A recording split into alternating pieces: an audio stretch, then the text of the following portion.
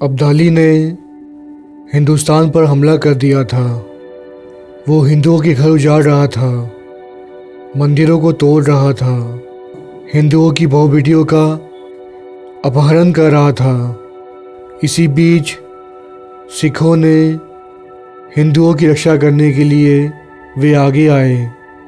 जैसे ही अब्दाली की फ़ौज हमला करती, हिंदुओं के घर लूटती, जवान लड़कियों को उठाकर ले जाती, आधी रात को सिख आगे आते और उन्हीं का लूटा हुआ माल लूट लेते और हिंदुओं की बेटियों को, बहू बच्चियों को उनसे छीन लाते और उन्हें उनके घर पहुंचा देते। यह देखकर अब्दाली परेशान हो गया था कि वो जो कुछ लूट रहा है हिंदुओं से, सिख उन्हें वापस लौटा रहे हैं।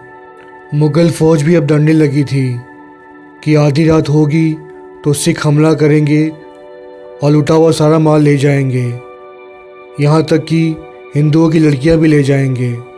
और धीरे धीरे करके मुग़लों ने सिखों का मजाक बनाना शुरू किया। इसीलिए हम आज भी सुनते हैं कि सरदारों के 12 बज गए। इसका असली अर्थ यही था कि जब मुग़ल हिंदुओं से माल लूटते, उनका घर उजाड़ते, मंदिरों का नुकसान करते और हिंदुओं की बहू बेटियों को उठाकर ले जाते, तो आधी रात को सिख आगे आते और लूटा हुआ सारा माल हिंदुओं को वापस कर देते और यहाँ तक कि उनकी जवान बेटियाँ, बहू बेटियों को भी इज्जत से वापस छोड़ आते।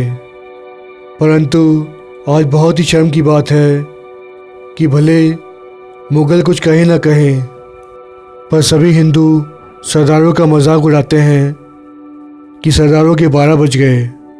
कि जिन सिखों ने उनकी कभी इज्जत बचाई थी, आज हिंदू उन्हीं सिखों का, उन्हीं सरदारों का मजाक उड़ाते हैं।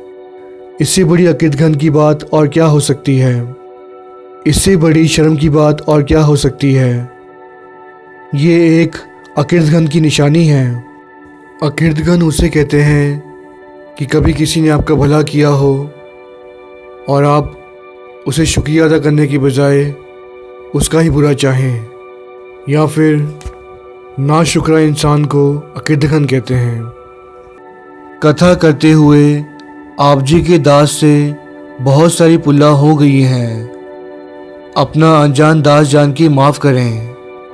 साध संगत बख्शन योग हो, पुल्ला बख्शो।